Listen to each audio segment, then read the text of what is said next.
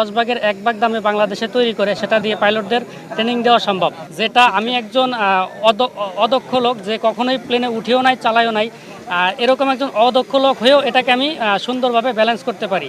তো তাহলে বোঝা যাচ্ছে যে এটার ব্যালেন্স কতটা সুন্দর। আর এরকম ব্যালেন্স দিয়ে যদি আমি এটাকে বড় করে তৈরি করি, সেটা দিয়ে পাইলটের প্রশিক্ষণ নেওয়া অবশ্যই সম্ভব। তো তারপরে সেটাকে যদি আরও ডেভেলপ করা যায়, সেটা কমার্শিয়ালে নেওয়াও সম্ভব। তো আমি আশা করব যেন সরকার আমাকে সাহায্য করে এবং এই কাজে কোনো বাধা না দেয়।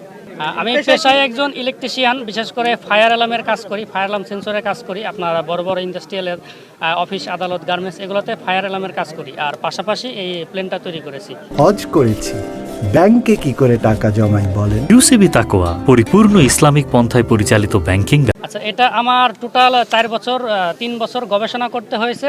তারপর এটার কাজ শুরু করি, এটা করতে 1 বছর, টোটাল 4 বছরের পরিশ্রমে এটা সম্ভব হয়েছে। আর এইটার ভিতরে যে ম্যাটেরিয়াল আছে সেগুলো প্রায় 1.5 লাখ টাকার মতো খরচ হয়েছে। আর এটা বানানোর জন্য যে জ্ঞানটা দরকার, তো সেই জ্ঞানটা অর্জন করতে আনুমানিক 8-10 লাখ টাকা খরচ হয়ে গেছে গত 4 বছরে।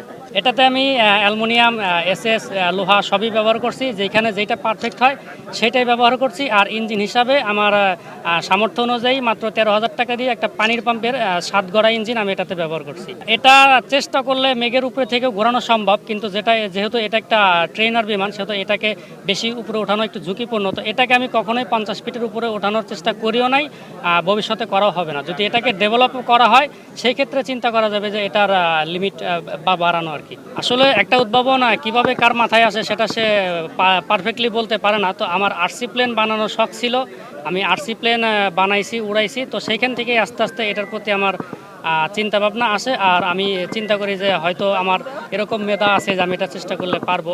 তো সেই হিসাবে আমি আল্লাহর উপর ভরসা রেখে এটার কাজ শুরু করি। আর দীর্ঘ 4 বছরের পরিশ্রমে আল্লাহর রহমতে আমি এখন সফল আর কি, এটাকে আমি সুন্দরভাবে উড়াইতে পারি। কয়েকদিন আগে গোপালগঞ্জ বিজ্ঞান ও প্রযুক্তি বিশ্ববিদ্যালয়ের একজন শিক্ষার্থীর মাধ্যমে জানতে পারি যে আমাদের মানিকগঞ্জ জেলায় শিবালয় উপজেলায় আমাদের একজন তরুণ উদ্ভাবক, উনি আমাদের এই বিমানটি তৈরি করেছেন।